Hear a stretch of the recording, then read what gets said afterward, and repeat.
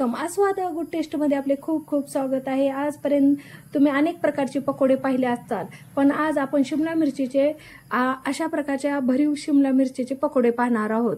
तर हे शिमला मिरच्या करण्याच्या अगोदरचे आहेत आणि हे केल्यानंतर तर पाहू शकता मस्त असे आपले पकोडे तयार झालेले आहेत. एकदम परफेक्ट भरीव सारण आपण केलेलं आहे. एकदम टेस्टेड ही रेसिपी आहे. तर वेळ न घालवता मस्त अशा रेसिपीला सुरुवात करूया. मिरची पाहू शकता अशा प्रकारच्या शिमला मिरचीचे आज आपल्याला भरीव असे भजे बनवायचे आहेत. पकोडे म्हणू शकता, भजे म्हणू शकता. तर हे पाव किलो मी ढोबळी मिरच्या घेतल्या आहेत. प्रथम आपल्याला जेवढे पाहिजे तेवढ्या साईडला मिरच्या काढून घ्यायच्या आहेत. मार्केटमधून आणल्यासच मी धुवून स्वच्छ पुसून घेतलेले आहे. तर अशा प्रकारे आपल्याला कट करायचा आहे आणि आतील जो बियाचा भाग आहे तो काढून घ्यायचा आहे. शक्यतो ह्या मिरच्या जास्त तिखट नसतात, तरीही आपल्याला ह्या आतले सारण तुम्ही काढू शकता. तुमच्या पाहू शकता अशा प्रकारे मला जेवढे पकोडे बनवायचे आहेत तेवढ्या मिरच्या आतून मी कट करणार आहे अशा प्रकारे. तर पाहू शकता मस्त असे मी मधल्या साईडनं कट करून घेतलेले आहेत. तुमच्या आवडीनुसार तुम्ही आतमधल्या बी काढू शकता. आता मी हे कट केलेल्या मिरच्या साईडला ठेवते. घेतलेलं आहे हे उकळलेलं अर्ध बटाटा मी अशा प्रकारे खिसून घेणार आहे. ज्या मिरच्यामध्ये आपल्याला सारण बनवायचं आहे ते प्रथम आपण तयार करून घेऊया.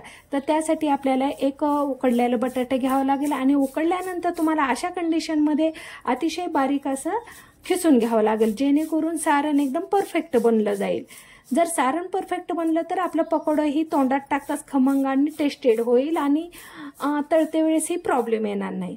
तर अशा प्रकारे मी मध्यम आकाराचा बटाटा उकडून घेतलेला आहे. आता प्रथम आपल्याला खिसून घ्यायचं आहे. त्या सारणमध्ये आपल्याला एक छोटासा बारीक कट केलेला कांदा घालायचा आहे. अतिशय बारीक असा कट केलेला घालायचा आहे. हिरव्या मिरचीचे अशा प्रकारचे काप घालायचे आहेत. थोडीशी कोथिंबीर घालायची आहे, जेणेकरून मस्त असं सारण होतं. हळद घालायची आहे आणि धने बारीक केलेली आपल्याला घालायचे आहे. धने मस्त टेस्ट लागते आणि चवीनुसार मीठ. आता हे पूर्ण सारण आपल्याला एकत्र करून घ्यायचं आहे.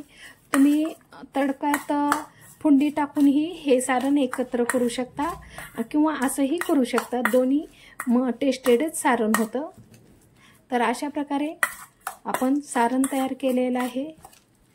आता ह्याच्यात आपल्याला अधिक टेस्ट वाढवण्यासाठी हिंग पावडर टाकायची आहे. हिंग पावडर चिमटभर टाकायची आहे, अधिक टेस्ट लागते. आणि पाहू शकता अशा प्रकारे मस्त असं आपलं सारण झालेलं आहे. परफेक्ट असं सारण झालेलं आहे. ह्या ठिकाणी हिरव्या मिरचीचे काप केल्या, त्या ठिकाणी तुम्ही तुमच्या आवडीनं लाल तिखटही यूज करू शकता. तर मी आता प्रथम मिरची घेत आहे, पाहू शकता. आणि ह्या मिरचीमध्ये आपल्याला अगदी अशा प्रकारे सारण घ्यायचं आहे आणि मस्त असं भरून घ्यायचं आहे. जेवढं व्यवस्थित भरून घ्याल तुम्ही हाताने भरू शकता, चमच्याने भरू शकता, तेवढं अधिक सुंदर हे पकोडा होतो. तर अशा प्रकारे मी पूर्ण सारण आता आपल्याला जेवढे पकोडे करायचे आहेत तेवढे सारण मी भरून घेते मिरची अशा कंडिशनमध्ये. देठ आपल्याला ठेवायचं आहे. आता मी नेक्स्ट मिरची घेतलेली आहे, पाहू शकता.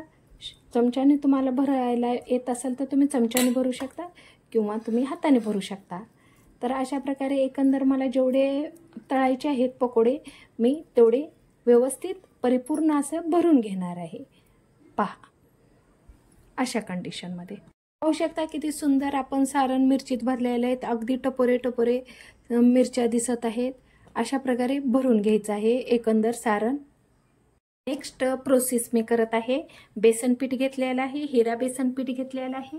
त्यात आपल्याला चवीनुसार मीठ घालायचं आहे. अशा प्रकारे मीठ घालून घ्यायचं आहे आणि हळद घालायची आहे, पाहू शकता. आणि जी की धनेची मी बारीक पेस्ट केली होती, धने ती मी थोडी ह्याच्यात ठेवलेली आहे. अशा प्रकारे टाकून घ्यायचं आहे. थोडंसं लाल तिखट घालायचं आहे. अगदी मोजक्या प्रमाणातच आपल्याला लाल तिखट घालायचं आहे, कारण त्या सारणमध्ये आपण हिरवं मिरची यूज केली. आपल्याला कोमट झालेलं तेल टाकायचं आहे. अशा प्रकारे अगदी 2 चमचे मी टाकत आहे. आणि आता आपल्याला ह्याच्यात लिंबू पिळून घ्यायचं आहे अधिक टेस्टसाठी. अर्धा लिंबू घ्यायचा आहे आणि मस्त असं पिळून घ्यायचं आहे. एकदम मस्त असं फ्लेवर येतो. आणि आता अगदी स्टेप बाय स्टेप घालून थोडं थोडं पाणी घालून आपल्याला हे सारण तयार करायचं आहे. तर पाहू शकता अगदी थोडं थोडं मोजकं पाणी घालून मी सारण अगदी मीडियम करायचं आहे. जास्त पातळही करायचं नाही आणि जास्त घट्टही नाही. तर पाहू शकता अगदी मी मोजकं पाणी घालत आहे अशा प्रकारे. पण तुम्हाला ह्या प्रोसेसमध्ये एक कार्य करायचं आहे, अगदी दक्षतापूर्वक कार्य करायचं आहे. बेसन पीठ अतिशय एका साईडनं फेटून घ्यायचं आहे मस्त असा रंग बदलेपर्यंत. जोपर्यंत तुमचा रंग बेसनचा बदलणार नाही तोपर्यंत हे बेसन फेटून घ्यायचं आहे. तेव्हाच मस्त अशी पकोड्यावर लेअर येईल आणि टेस्टेड असं आपला पकोडा लागेल. तर पाहू शकता मस्त असं मी फेटून घेतलं आहे. 2 ते 3 मिनटं एक साईडनं मस्त असं फेटून घ्यायचं आहे. पाहू शकता एकदम मस्त झालेलं आहे. अगदी थोडंसं आणखीन मी पाणी घालणार आहे. ह्या ठिकाणी तुम्ही खायचा सोडाही यूज करू शकता. पाहू शकता मस्त असं फेटून घ्यायचं आहे. आणि केव्हाही तुम्ही साधे भजे करा, कांदे भजे करा, पकोडे करा, कोणतेही भजे करताना जोपर्यंत तुम्ही बेसन पीठ व्यवस्थित फेटत नाही तोपर्यंत मस्त अशी टेस्ट आणि पकोडा होत नाही. तर पहा अगदी मी 2 मिनटं मस्त असा 2 ते 3 मिनटं मस्त असं पीठ फेटून घेतलेलं आहे. आता ह्या फेटलेल्या पिठातच आपल्याला मिरची सोडायची आहे. अशा प्रकारे मिरची घ्यायची आहे आणि अगदी पूर्ण साईडनं आपल्याला अशा प्रकारे एकदम गोल फिरवून घ्यायचे आहे. पाहू शकता पूर्ण सारण मिरचीला लागू द्यायचं आहे किंवा अशा प्रकारे फिरवून घेऊ शकता तुम्ही. पहा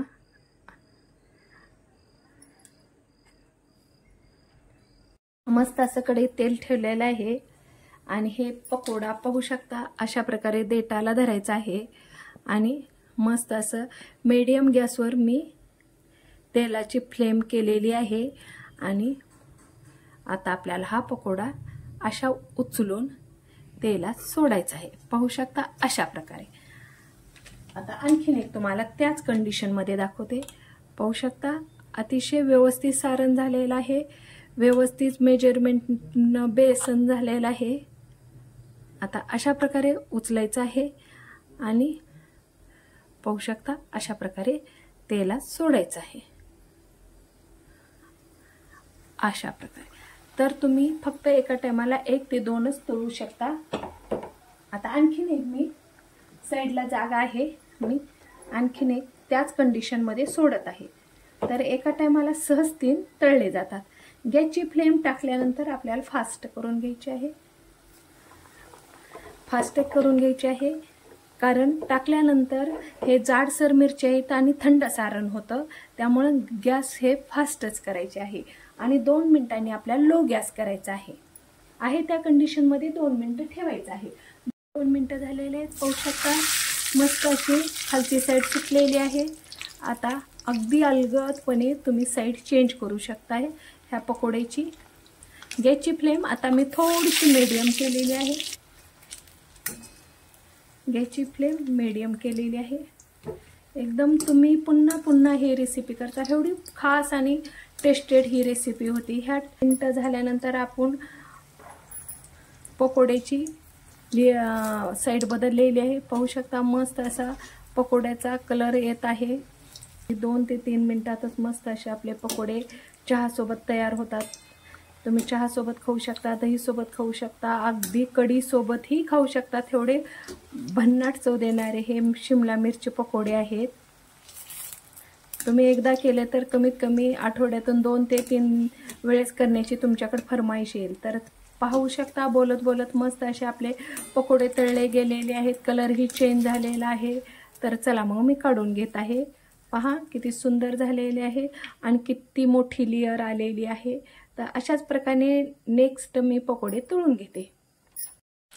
दुसऱ्याही स्टेपचे मस्त असे पकोडे मी तळून घेतलेले आहेत. पाहू शकता किती सुंदर कलर आलेला आहे, मस्त असा कलर आलेला आहे. आणि मस्त अशी लेअर आलेली आहे. तर अशाच कंडिशनमध्ये तळून घ्यायचे आहेत. अगदी लो गॅसवर परत तळून घ्यायचे आहेत, जेणेकरून व्यवस्थित वरचं सारणही तळलं जाईल. पाहू शकता. आता काढून घेत आहे मी. तर मस्त असे शिमला मिरची पकोडे तयार झालेले आहेत. पाहू शकता किती सुंदर झालेले आहे. आता मस्त असा हा पकोडा घेऊ शकता तुम्ही आणि अगदी स्लो हाताने तुम्ही कट करू शकता. तर पाहू शकता किती सुंदर हा पकोडा झालेला आहे. अगदी पहा किती मस्त सारण झालेलं आहे, परफेक्ट, आणि किती मस्त वाफरलेला आहे. लेअर ही किती सुंदर आलेली आहे. तर अशा प्रकारचे मस्त असे पकोडे झालेले आहे. तुम्हाला ही रेसिपी कशी वाटते ती कमेंट बॉक्समध्ये लिहून पाठवा. अगदी थोडी जरी मैत्रिणींना आवडली तर लाईक, शेअर, सबस्क्राईब करायला विसरू नका. अशाच नवनवीन रेसिपीसोबत पुन्हा भेटूया. Bye, take care.